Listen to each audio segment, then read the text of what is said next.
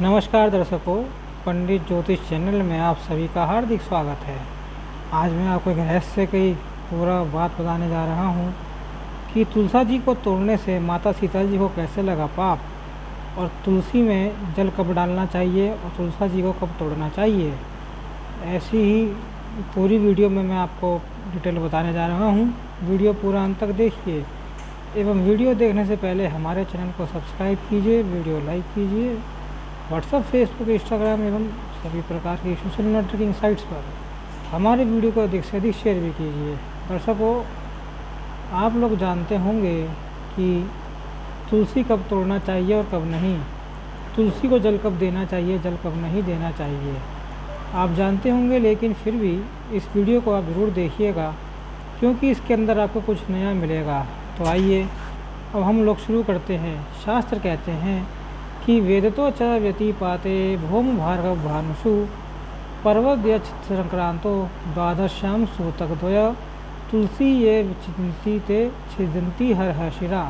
इसका अर्थ होता है कि विदिति में, व्यतिपात में, मंगलवार में, शुक्रवार में, रविवार, अमावस, पूर्णिमा, संक्रांति, द्वादशी तिथि, जन्ना शौच मरना शौच में तुलसी पत्र को जो लोग तोड़ते हैं वो मानो हरि के सिर का छेदन करते हैं। तो इन दिनों में आपको भूलकर भी तुलसी जी को नहीं तोड़ना चाहिए, तुलसा जी का पत्ता नहीं तोड़ना चाहिए। अब देखिए विष्णु धर्मोत्तर ग्रंथ में क्या लिखा हुआ है कि रविवार विना दूर्वा तुलसीम द्वादशीम विना जीवितस्य विनाशाय प्रविचित धर्मवित। इसका अर्थ होता है कि अपने जीवन का जो लोग नाश नहीं करना चाहते हैं तो इनको रविवार के दिन दूर्वा और द्वादशी के दिन तुलसी पत्र नहीं तोड़ना चाहिए। इसी ग्रंथ में आगे लिखा है कि संक्रांता वर्क पक्षते द्वादश्याम निसंध्यापयो यह छिन्नम तुलसी पत्रम तछिन्नम हरि मस्तकम। वही बात लिखी है। संक्रांति रविवार पक्षांत यानी अमावस्या और पूर्णिमा द्वादशी रात्रि तथा संध्या में तुलसी पत्र नहीं तोड़ना चाहिए। अब देखिए संध्या क्या होती है। संध्या जैसे जब सूर्योदय होता है और जब भगवान सूर्य नहीं निकले हों उसको पहले से ही उजाला हो जाता है, यानी रात्रि और सुबह की जो मिलन की जो संधि होती है, जो जुड़ने की जो संधि होती है उसको संध्या काल कहते हैं। ऐसे ही ये सुबह में होता है, ऐसे ही शाम में भी होता है।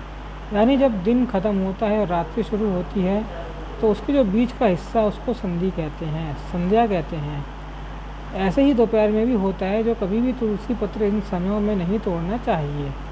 और ये तुलसी पत्र तोड़ना ही है तो आपको सूर्योदय के बाद तोड़ना है और 12 बजे के पहले पहले तोड़कर रख लें दोपहर के, तो अच्छी बात है। पद्म पुराण में वर्णन आता है कि द्वादश्याम तुलसी पत्रम धात्री पत्रम च कार्तिके, यानी द्वादशी के दिन तुलसी पत्र नहीं तोड़ना चाहिए और कार्तिक मास में आंवले का पत्ता नहीं तोड़ना चाहिए। जो लोग ऐसा करते हैं वे मनुष्य नरकों में जाते हैं। एक रुद्रयामल ग्रंथ है, तंत्र ग्रंथ है। रुद्रयामल ग्रंथ है, ये तंत्र ग्रंथ है। भगवान भैरव और देवी भैरवी के बीच का संवाद है। इसके अंदर श्री तुलसी जी की महिमा आती है कि दिवापस्य तुलस्य वच तथा वैष्णव चव दिवा स्नानम वर्जनीयम सदाबुध।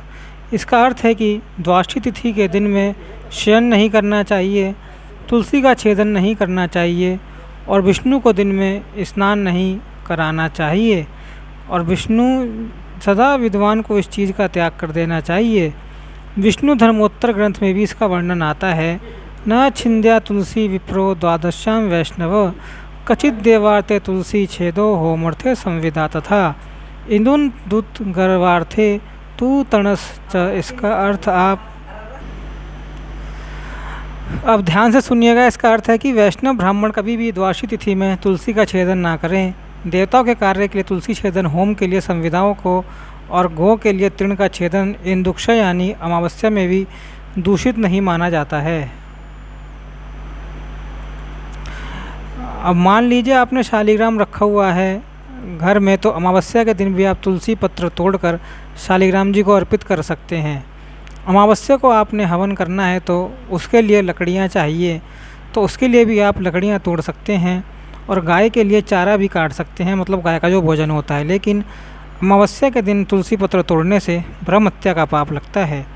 ये मैंने आपको बता रखा है पहले भी कई वीडियो में, लेकिन शास्त्र छूट आपको दे रहे हैं। अब ध्यान दीजिए, अमावस्या के दिन अगर हवन किया जाता है, छोटा सा आप सभी लोग करना, मैंने उसके ऊपर वीडियो बना चुका हूँ। अमावस्या के पहले पहले आपको मिल जाएगा। हवन कैसे करना चाहिए उसके अंदर बताऊंगा। इससे क्या होता है कि जिस स्थान में रहते हैं उस स्थान के देवता होते हैं, जिस ग्राम में हम रहते हैं यानी जिस नगर में रहते हैं उस स्थान के भी देवता होते हैं, ग्राम देवता भी होते हैं, ग्रह देवता, ये सब पितृ देवता, ये सब संतुष्ट हो जाएंगे। ग्रह देवता, ये सब पितृ देवता, ये सब संतुष्ट हो जाएंगे। छोटा सा हवन आपको अमावस्या पर करना चाहिए। इसका वीडियो भी है। अब हम लोग आगे बढ़ते हैं।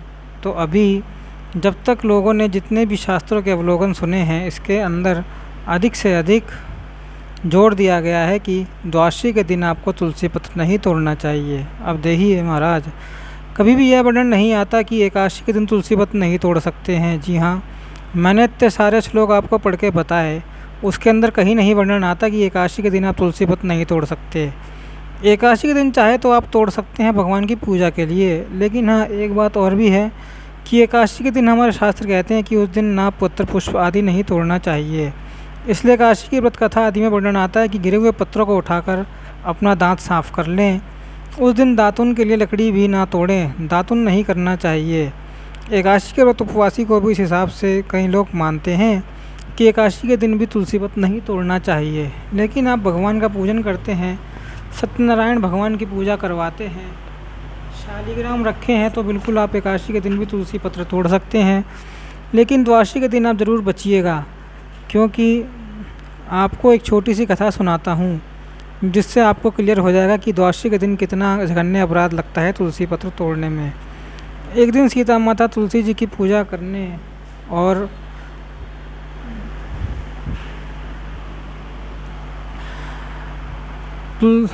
सीता माता तुलसी जी की पूजा करने और तुलसी लेने गईं। कहाँ तुलसी जी के बगीचे में बगीचा लगा हुआ था। तब उनको स्मरण आया कि आज तो द्वादशी है। तब उनको विचार आया कि तुलसी पत्र नहीं तोड़ते हैं, तुलसी द्वादशी को नहीं तोड़ी जाती है, इससे पाप लगता है। तुलसी जी का जो बगीचा लगा था, सीता जी वहाँ से वापस आ रही थी तो असावधानी के कारण उनके साड़ी के पल्लू से एक तुलसी का पत्ता टूट गया। सीता जी को हुआ कि द्वादशी के दिन मैंने यह अधर्म कर डाला है। उन्होंने तुलसी माता से क्षमा याचना की और वे महल में आ गई। उन्होंने ज़्यादा इस पर ध्यान नहीं दिया। ठीक, लेकिन उसी समय देवर्षि नारद जी वहाँ पधारे। राम जी सीता जी ने उनका सादर पूजन अर्चन किया। उसके बाद सीता माता गई नारद जी को दिव्य पात्र परोसने के लिए, यानी भोजन आदि कराने के लिए गई। तब नारद जी कहते हैं राम जी से कि मैं सीता जी के हाथ परोसे हुए दिव्य अन्नों का नहीं खाऊंगा। इन्होंने द्वादशी के दिन तुलसी पत्र तोड़ने का बड़ा पाप किया है, और जो द्वादशी के दिन तुलसी पत्र तोड़ता है वह अतिशय निंदित नरकों में जाता है। तब राम जी ने खूब विनयपूर्वक हाथ जोड़कर कहते हैं कि हे मुनि, अब आप ही कोई उपाय बताइए जिससे सीता जी इस पाप से मुक्त हो और पवित्र हो सके। तब नारद जी ने कहा कि सीता जी को अपने पातिवत के बल से उस गिरे हुए पत्ते को उठाकर पुनः जोड़ सकती हैं और वह क्षण भर में पवित्र हो जाएंगी। बस ऐसे ही दोषमुक्त हो सकती हैं। सीता जी तो पतिव्रता हैं ही, उनके इस तप से यह पत्ता जरूर जुड़ जाएगा। लेकिन जब नारद जी प्रसंग बता रहे थे तो सभा में बैठे थे और सभी सभा के लोगों ने सुना और सभी को बड़ा आनंद हुआ। चलो आज हम भी माँ की तपस्या का एक छोटा सा खेल देख लेते हैं। तो सभी लोग उठकर गए और सीता माता भी उठी। उस गिरे हुए तुलसी के पत्ते को उठाकर जब जोड़ने गई, ना तो पत्ता जुड़ा, ना ही सभी ने विचार किया कि यह क्या हो गया। देवर्षि की बात तो मिथ्या नहीं होती और सीता जी के सतीत्व में भी संदेह नहीं। सीता जी तो पवित्रव्रता हैं, फिर पत्ता क्यों लगा क्यों नहीं। महाराज वातावरण बड़ा गंभीर हो गया, सभी चिंतित हो गए और सीता माता तो दुखी हो गई। तब देवर्षि नारद जी ध्यानस्थ हो गए और सारा रहस्य जान लिया। सीता माता से कहा नारद जी ने कि आपने एक दिन राम जी के सूंघे बिना ही एक फूल सूंघ लिया था, इसी से आपका थोड़ा सतीत्व डाउन भंग हो गया। खैर यह कथा तो आगे बढ़ी, लेकिन कहने का अभिप्राय यह है कि द्वादशी के दिन तुलसी पत्र तोड़ने से सीता जी को भी अपराध लगा। ठीक है, सीता जी को भी पाप लग सकता है, तो हम लोग किस खेत की मूली हैं। इसलिए द्वादशी के दिन भूलकर भी आप तुलसी पत्र ना तोड़ें। कई इंटरनेट पर भ्रामक जानकारियाँ फैलाई जाती हैं कि एकादशी के दिन नहीं तोड़ना चाहिए, बाकी आप सब दिन तोड़ सकते हैं। ऐसा नहीं है, द्वादशी के दिन आप तुलसी पत्र नहीं तोड़ सकते। ठीक है, और मान लीजिए मैं तो कहूँगा कि शालिग्राम भगवान को भी पहले का रखा हुआ ही है, उठाकर तुलसी जी आप समर्पित कर देना, लेकिन भूलकर भी द्वादशी के दिन तुलसी पत्र कभी नहीं तोड़ना। अब मान लीजिए कि हमसे भूल हो गई, यह वीडियो सुनने के बाद भी, अथवा तो कभी हम जाने अनजाने में तुलसी पत्र तोड़ लिए, तो हम क्या करें। तो देखिए, आपके पास शालिग्राम भगवान होंगे तो शालिग्राम भगवान के ऊपर आप वह तुलसी पत्र अर्पित कर देना कि हे माता, हम आपको भगवान के श्री चरणों में अर्पित करते हैं, और हे प्रभु, आप हमारा अपराध क्षमा करिए, आप हमारे अपराध को माफ़ करिए। इस प्रकार से शालिग्राम भगवान से प्रार्थना कर लेना। ठीक है, लेकिन एक बात का आप लोग ध्यान रखिएगा कि बिना स्नान किए और जूता पहनकर तुलसी जी को कभी नहीं तोड़ना चाहिए। इससे घोर नरकों की प्राप्ति होती है। यह पद्म पुराण में वर्णन आता है, सयाति नरकम घोरम यावद आबुत संपलम। यह तो हमने समझ लिया कि तुलसी पत्र हमको कब नहीं तोड़ना चाहिए, लेकिन अब यह भी ध्यान में रखिए कि तुलसी पत्र तोड़ना कैसे चाहिए। इसका वर्णन वीर मित्रोदय में आता है कि मंजरियाम पत्र साहित्यम अपेक्षितम। इसका अर्थ है कि मंजरी सहित पत्तों को तोड़ना चाहिए, और शास्त्र यह भी कहते हैं। ब्रह्म पुराण में वर्णन आता है कि अभिन्न पत्राम हरिताम हृदय मंजरी संयुक्तम शिरोदार सबूताम तुलसीदाबधारी मुझे। ब्रह्म पुराण में वर्णन आता है। इसका अर्थ है कि तुलसी जी का एक पत्ता नहीं तोड़ना चाहिए, पत्तों के साथ अग्रभाग को भी तोड़ना चाहिए, यानी आगे के हिस्सों को भी तोड़ना चाहिए। तुलसी जी की मंजरी देखिए सब फूलों से बढ़कर है, तो केवल मंजरी भी नहीं तोड़नी चाहिए, मंजरी सहित पत्तों को तोड़ना चाहिए। अकेले पत्ते भी नहीं तोड़ने चाहिए, पत्तों सहित मंजरी को तोड़ना चाहिए। समझ गए ना आप लोग। अब देखिए, माताएं बहनें जो भी तुलसी जी को अर्घ देती हैं अथवा जो तुलसी जी का पूजन करती हैं, तो बाल खुले करके पूजन नहीं करना चाहिए। और माताएं बहनें पूजन करती हैं अथवा तो भाई बंधु पूजन करते हैं, तो उनकी आर्थिक परेशानी ख़त्म होती है। और इसके अंदर कच्चा दूध मिलाकर तुलसी जी को अर्पित करिएगा, लेकिन लोटा तांबे का नहीं हो, ध्यान रखिएगा, पीतल का होना चाहिए। और इससे क्या है कि आर्थिक परेशानियां भी दूर हो जाती हैं। और तुलसी जी को कभी भी अर्घ देना, तो अर्घ देते समय आपका मुख उत्तर की ओर होना चाहिए अथवा तो पूर्व दिशा की ओर होना चाहिए। लेकिन कोई भी पूजन बिना मंत्र कार्य के संपन्न नहीं होता, तो क्या करना चाहिए, अर्घ देते समय भी हमें मंत्र पढ़ना चाहिए। तो सबसे सिंपल मंत्र मैं आपको बताता हूँ। वैसे शास्त्रों में कई सारे श्लोक हैं, कई सारे मंत्र हैं, लेकिन सबसे सिंपल मंत्र ओम नमो नारायणाय, इस मंत्र का जाप करते हुए आप तुलसी पत्र तोड़ सकते हैं।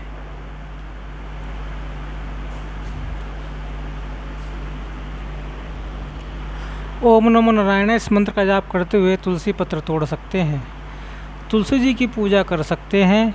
आर्थिक परेशानी के लिए मैंने एक उपाय बताया कि कच्चा दूध अर्पित करें, और दूसरा उपाय यह है शाम के समय तुलसी जी के वृक्ष के नीचे आप एक घी का दिया जलाएं। रोज़ करना है आपको, और ध्यान रहे कि शाम के समय आप तुलसी जी को स्पर्श नहीं करना, केवल आप दिया जलाकर रख देना।